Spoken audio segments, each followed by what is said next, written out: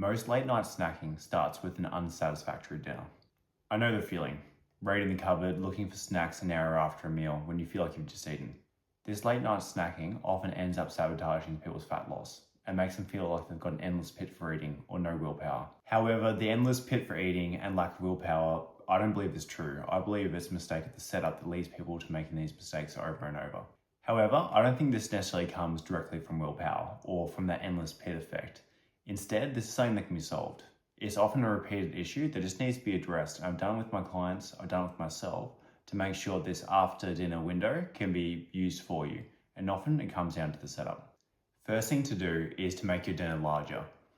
People often end up with these smaller meals that end up bringing a knife to a gunfight in the analogy of the amount of food volume they bring in versus their hunger.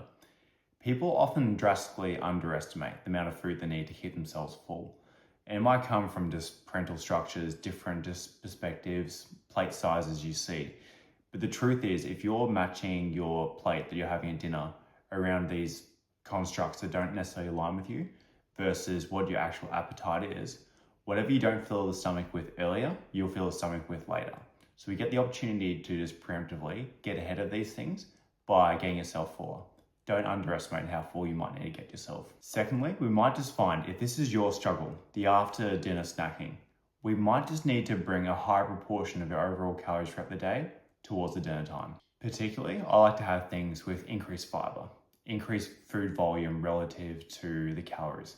Think pumpkin, broccoli, vegetables, things that take up a lot of room in your plate and by default room in your stomach, without having a crazy caloric backing behind it. You can fill yourself up with things like rice, etc., but it just then comes with the calories alongside it. We can work with that structure of just having extra rice at night, but often it means we can be even more volumized, have even more food if we go for less calorically dense options. I also like to increase the protein at this time of night. There's all kinds of effects with protein and satiation, along with fiber, so let's bring both in this time, and the next part of your night suddenly becomes easier. This next one's underrated, but make the meal enjoyable. Often people like to finish their taste buds on a really good note. So if you have some really untasty dinner, something that feels very bland, chicken breast and broccoli, you'll end up afterwards wanting to go towards something that feels more satisfying to the palate to finish off on. Oh, I just wanted to have this because the feeling of my last bite being that was so unsatisfactory. So if you don't actually make the dinners enjoyable, you'll then end up trying to chase that feeling somewhere else later. The next very underrated thing is simply moving your dinner later. I know so many people out of habit that might eat their dinner at 5, 6, 6:30, even 7 p.m. But the truth is, if you're getting home after work that time, you might not even be hungry. And if you're someone who's going to extend your wind down phase, the business of life, whatever it is, all the way up until 11 p.m., if you're having your dinner at even 7 p.m., that's a 4-hour window after your dinner where you're theoretically not meant to eat. Often they're the times of day where you've got the least things to do, least distractions that are bringing you away from food. And obviously food focus is something that we have to deal with when in a caloric deficit or trying to lose weight.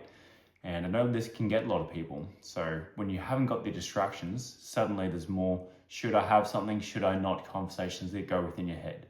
One simple thing you can do is just move the dinner a bit later. Let's say now it's 8:30, 9 p.m., something along those lines.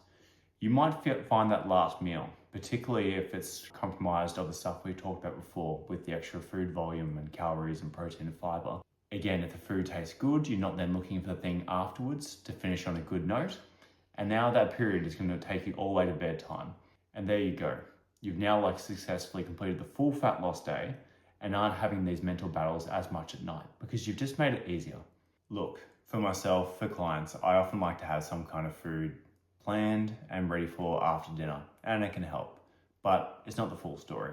However, what actually often happens with this out of hand eating at night is something from an uncontrollable hunger or desire or too much mental effort. And this is why the dinner between you and me is the biggest thing to get right. You move this later, you make it good, even with the snacks later in the day, it solves the case over 50% of the time. You're just not eating enough at dinner, it's not large enough, it's not late enough, and it hasn't got enough volume. So if you are someone who is having snacks at night and it's feeling out of control, what I'd encourage you to do, first things first, is fix dinner.